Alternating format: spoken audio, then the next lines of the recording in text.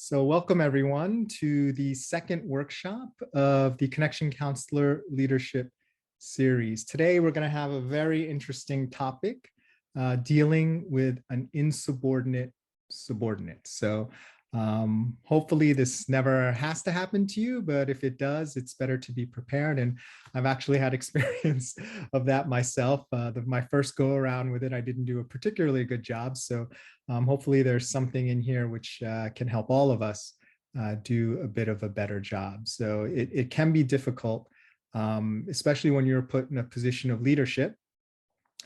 Just having one person who is being insubordinate, doesn't have to be in the military, it can be in any setting, can really challenge you, can hurt the team dynamic, can make leadership of the team very difficult. So what we're going to talk about today is how to address it. The initial instinct, I'm a very conflict avoidant person, is to just hope it'll go away or hope the person leaves.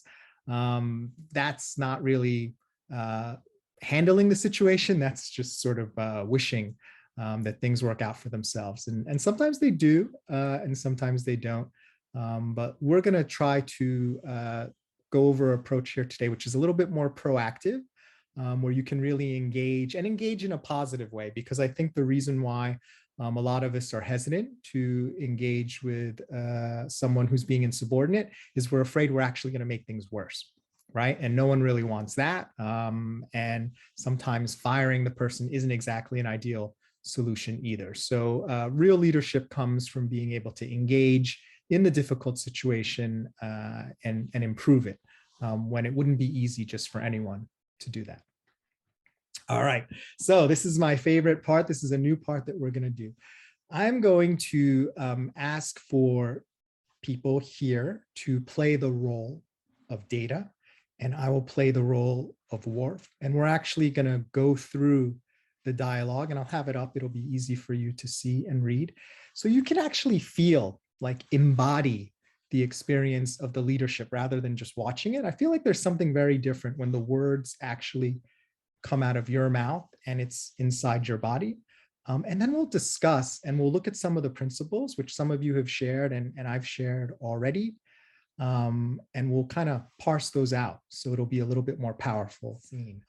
All right, we're going to move on to scene 3. And if there's anyone who'd like to volunteer, just raise your hand or put it in the chat. I'm perfectly happy to just kind of pick people as they are along here. So I see Lila, one of my buddies from NLV.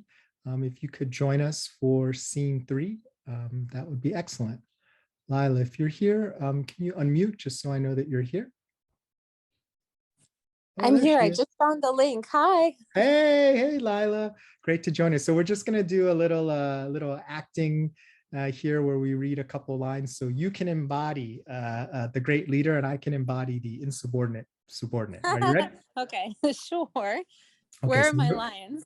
So they're coming up. You're going to be okay. Data and I'm going to be Worf. Excellent. But is it not my duty to offer you alternatives? Yes, but once I have made a decision, it is your job to carry it out regardless of how you may personally feel. Any further objections should be given to me in private, not in front of the crew. I do not recall Commander Riker ever publicly showing irritation with his captain as you did a moment ago. Wow. How did that feel, Lila? You felt very strong. Well, my intentions are always to, be positive with people and to come from a place of love. So whatever the words are that you gave me, I mean, it could have been anything. It could have been the New York Times, grab a book and find a nook. It could have been I'm just reading words that are in front of me. It could have been anything. And that's how it would have felt for me. Lila, you bring up a fantastic point. And thank you for adding that to the discussion. It's not just the words, right? There's something deeper inside this presence, this feeling, this communication of caring or not caring that resonates and is felt by the other person that can either add to the words or it can negate the words. Yeah. So let's try this, Lila. Let's do it again, but read your part like you disrespect me, you don't care about me. You're going to use the same exact words, but although it's out of My character for intention will you. be to diminish. Yeah. So I know it's out of character to you, but like diminish me, right? Like when you read the lines, Mhm. like be very like, like the Yeah. opposite of how you normally are. You ready? Mhm.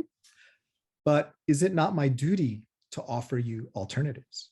Yes, but once I have made a decision, it is your job to carry it out, regardless of how you may personally feel. Any further objections should be given to me in private, not in front of the crew. I do not recall Commander Riker ever publicly showing irritation with his captain, as you did a moment ago. Right? How did that? I mean, that was totally different. You read the same words, but I'm like seizing up. I'm like, what a jerk. Thank you. Right? So it's a really great point you brought up, Lila. It's not just the words, right? You can pick the right words, but if your heart, if your feeling is not in the right place, Luis Time said, to throw time to hands. throw Yeah. hands.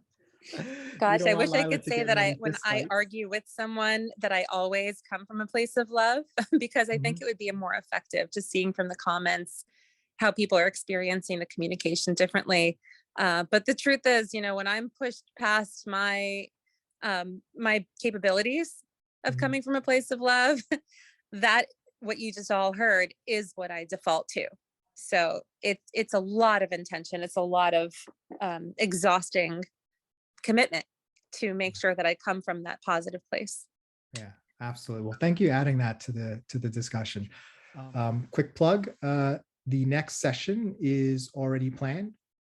And in the email I'll send with you, I'll send the registration link for the next session. We're going to talk about how to come out from someone else's shadow, or nobody puts baby in the corner. So a lot of us are working for other people, and sometimes they may be outshining us.